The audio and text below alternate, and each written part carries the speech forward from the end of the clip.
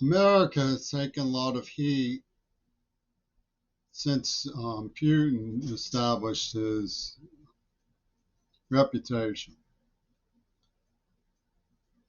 for what the dialectical universe calls promoting exceptionalism. One of the curious things about this claim is that American exceptionalism is often attacked by men who have a great deal of patriotic ardor because they don't like the idea, for example, of America being compared favorably to Germany. So if you bring up Auschwitz, they bring up the Trail of Tears, which seems perfectly legitimate. But different people did it. So you're cross referencing something from a different generation, different nation, to contradict the self esteem of a changed society. And I think the inability to be specific in favor of overgeneralization gives rise to a double minded universe. There are periods of exceptionalism in all great nations. This was something my father pointed out in his book from the 1940s, America's Stake in Human Rights. Herbert Agar wrote A Time for Greatness, which he said, even if we succeed in our highest principles to overcome the barbarism of Nazi Germany, when we're done, we can't abandon the principles because it's still going to be the same old world. Some people are exceptional, and this gives rise to the idea that some people are important and other people are not important. What Agar also said was that the Christian nature of American society was the belief in the dignity and value of the common man. His take on Christianity was that it taught that each person was valuable. And when we separated church from state, we didn't abandon this ethical principle. So the idea that some people are important and some people aren't is an oversimplification. People are important, and so we need to develop sustainable living ecologically, fair distribution, safety nets, education, global public safety, commonwealth, heritage that is shared, and diversity which is approved and appreciated universally, with laws to protect against violence. Well, what happened and what's going on with dialectical is really a complex problem. One of the reasons why it's so complicated is that they knew what they were doing when they decided to use the media as a corporate invasion. Media is now a sort of godhead run by dotards who are malicious and cruel. When you look at Moxieland, Lauren Bukes knew what was going on in the 80s. You have a situation where hooligan children are understandably reacting against a manipulative and cruel corporate entity, and they're getting stage directions of how to rebel. And it turns out the stage directions are coming from those who they believe they're rebelling against.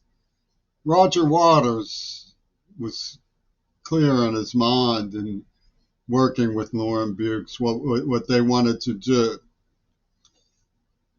Another problem we have is that the incitement that appeals to hooligans to react against the corporate structure, coming from the actual corporate structure itself, while the hooligans believe, or the rebels or the renegades believe they're getting wise direction in resistance,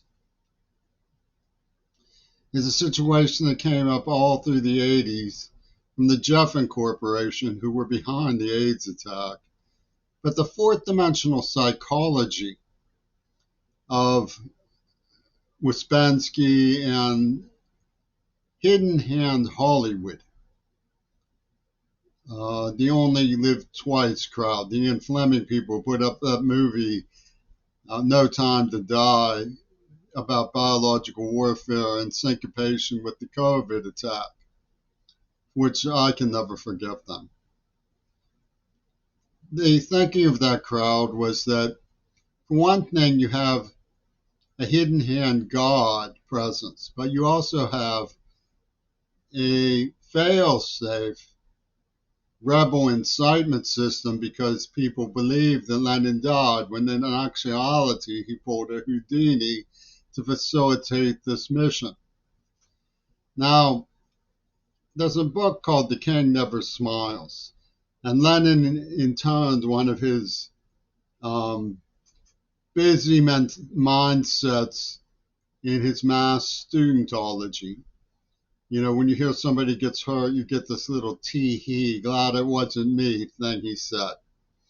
And Yoko Ono, sits on a stool politicking with a sign that says smile. It's hard to find these days. But what they want to do is go into the soul, people, and punish you for believing that you're different in any way.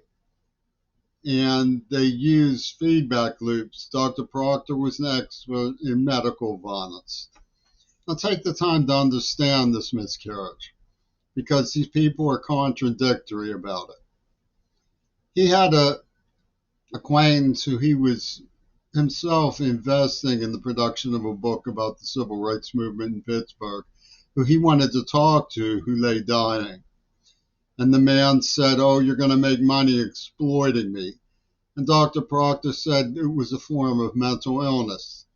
Think how much worse it would be if Dr. Proctor had also been white, writing about these black matters. It would have been an intractable accusation, even if it wasn't true. Or even if he leveled with the person honestly and said, "I am going to publish your work. You have the right not to speak to me, but I think your voice would be good on record," which evidently was the long and short of the matter. And a little bit of dissembling was going on.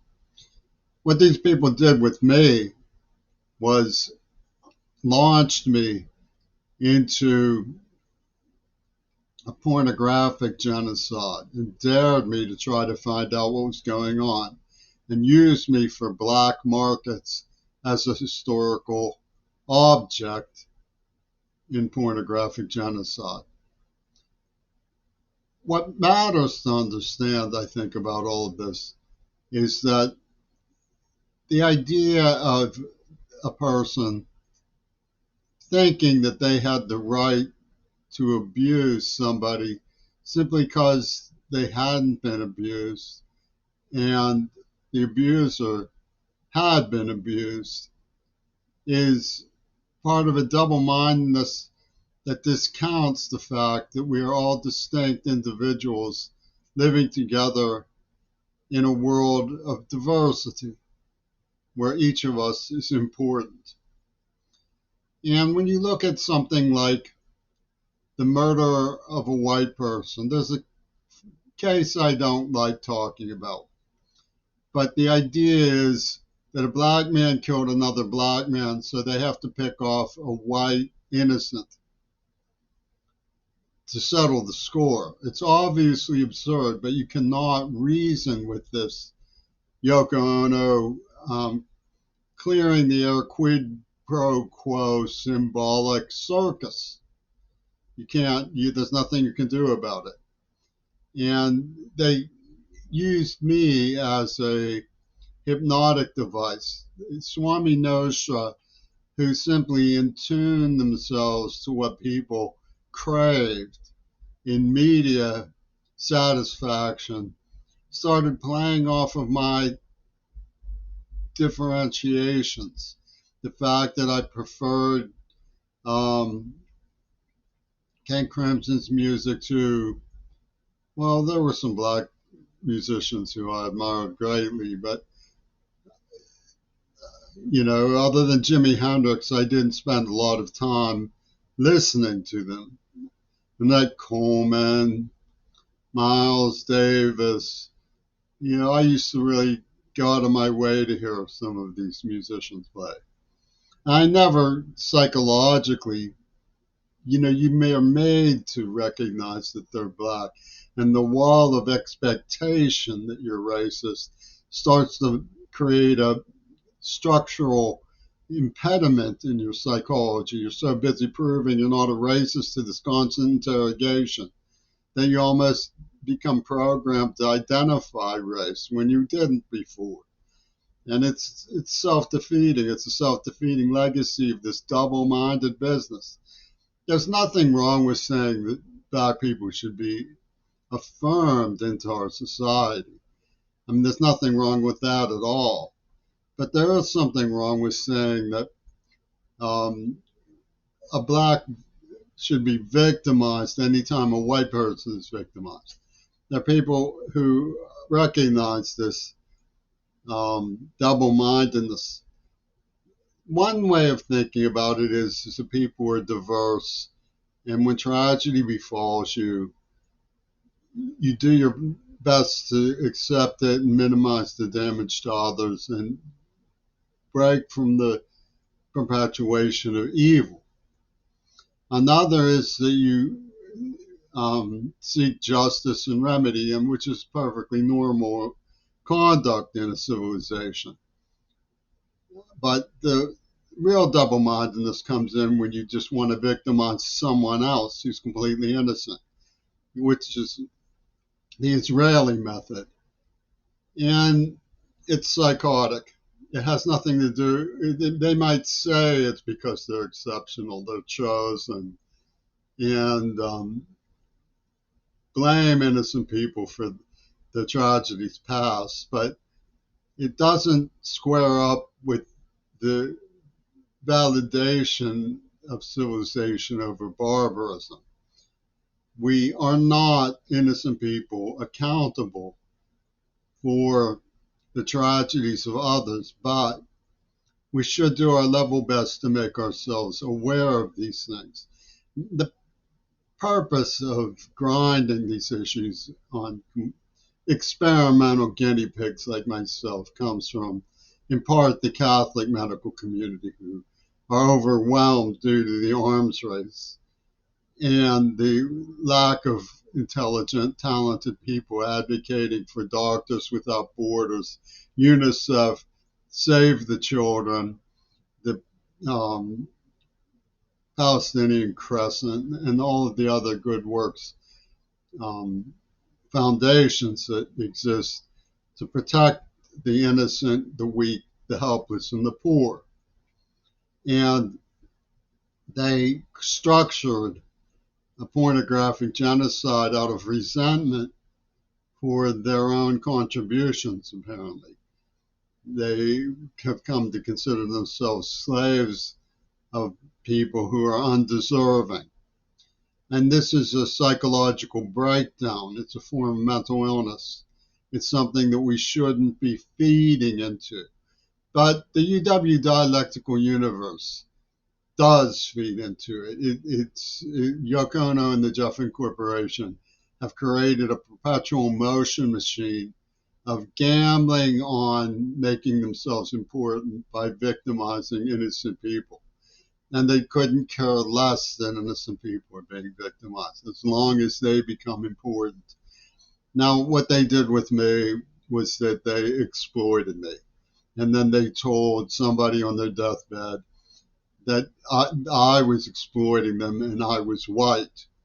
And the person went criminally insane. And so what you have is this situation where the Houdini of the fourth dimensional hidden hand Ouspensky is a Swami Nostra and a syphilitic filled with resentment and hatred for an innocent white person. And Yoko Ono pulled this off as a revenge concept because my father's voice was known off the coast of Japan, North Japan, at the end of the war. And they followed my father's voice. And what you have is a situation of violation of the public trust by this corporate syndicate who is doing a very complicated trick, a complicated hat trick. They created sound effects, studio inner workings, and impinged by their words on the persona, meaning me, in my experience, and then sought to make it look like I was laughing at victims who I was sheltered from being like, so they could start poisoning and torturing me at will. And there are other hypnotic aspects of the duplicity involved in their firestorm, but one of the things that they did was they hardwired into my poetry. So they have a jab now in TikTok. The jab is that the Palestinians who are feeling lonely, isolated, abandoned, and trying to reach out to the world public should be, what are they saying, ignored, because by calling attention to their favoritism, we're getting the licky chops Israelis to go after them and shoot them. Well, that mentality is something I know from Pittsburgh. When I dated girls, it was automatic that they became a target for fanatics from the street circus around Carnegie Mellon University. And the only way that you could stop a girl from becoming a target was to stop dating her. That was the only thing that would make them lose interest. If I was interested in something, that something became a target. And that comes from Pittsburgh, Carnegie Mellon University. It's a vicious crime of cutting off victims. It's not me putting these people on the air. And of course, there's an open mic bully system. They claim then that you put yourself up for public bids. Anybody who wanted to can. Adrian Ballou was saying anybody who wanted to could come and just take a swat at him. And the idea is somehow that the open mic bully pulpit trumps the right to speak out messages to public safety with a view of your own. And of course, I understand why people don't want me to come forward with what I know. Ian Wadmaker, for example, was a malicious kid. He punched me in the face with boxing gloves, but flattened me. He would take me out and tell me, let's throw rocks at Chris Cook. Chris Cook's patio was what it was. And he and Cuppy Peckham would say, throw a rock at the Hebrew Institute bus and yell, Smelly Institute. These weren't things I wanted to do. And you have adults who make it a psychological game. We'll tell the persona and we'll show that the persona lacks the character to stand up for what is right. And this was a 9-year-old child who was deafened and had an authoritarian parent and who was getting battered, who didn't want to go to the Vietnam War. And the veterans were like, well, what we'll do is we'll get a circus girl to seduce him while he's a little boy and will blackmail him all of his life. And this became the federal government. It was like a joke, a mockery of public schools that was built into the public, attending the public school system by these godforsaken Zionists like Brecker and their allies in the NAACP, who were calling it a provincial norm. Because I guess John Lennon's ideas of mocking society were so pugilistic that everybody was supposed to go along with it or they would get exploited. The open mic bully system was like, who's going to stop Mick Jagger from lying about what Wattenmaker did to little Jimmy Craig? Wattenmaker was an Attica State Prison psychiatrist. He can do anything he wants to little Jimmy Craig, or Mackenzie Shirilla for that matter. I mean, that's one of their sleight of hands. They made it look like, they were looking into something that was so dangerous, meaning the effect of the neurotoxin on a child. And since they didn't succeed in proving that virginity was rape, which is a ridiculous and preposterous concept that came from their laboratory, they went out and blew away a girl with a more sophisticated neurohypnotics chemical from the same laboratory people, like a car bomb, and that was a tragedy.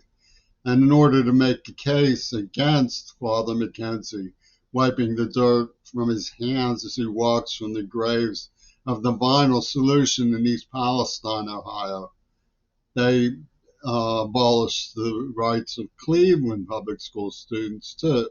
She did not get a fair trial and said, well, it shows you that the instinct of the queer bait, as they called me, is to stick together with a jealous girl who killed her boyfriend in a fit of rage.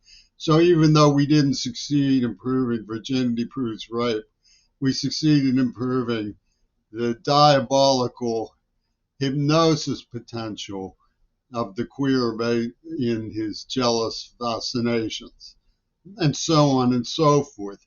And this legerdemain of palace psychiatry needs to be investigated and looked into for our public safety. What is going on against the people of Gaza is de-exceptionalizing the human race. It's not just that America lacks any kind of exceptionalism. The only people who have distinguished themselves in any way have been the Yemens, who said, we're going to stand up for Palestine. Those people have human rights. They have civil rights in Palestine. They are beautiful, intelligent, talented, wonderful human beings. They did not deserve to be put into an extermination camp. Whoever thinks that they did is criminally insane, and that includes this Kamala Harris individual. She is obviously deranged not to be speaking out against it. Silence is deranged.